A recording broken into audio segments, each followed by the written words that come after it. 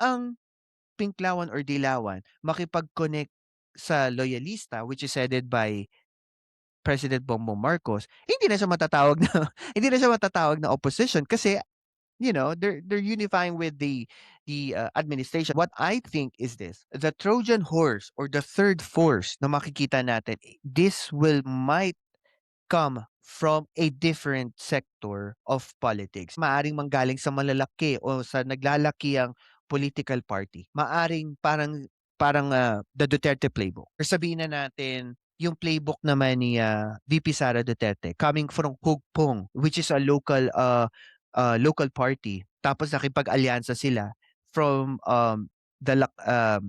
if I'm not mistaken, Lakas party ni Speaker Romualdez and PGMA. Nakatakbo as VP dati. So I feel na ang third force or yung Trojan horse o yung candidate na maaring lumaban kay VP Sara ay manggagaling sa mas maliit na political party.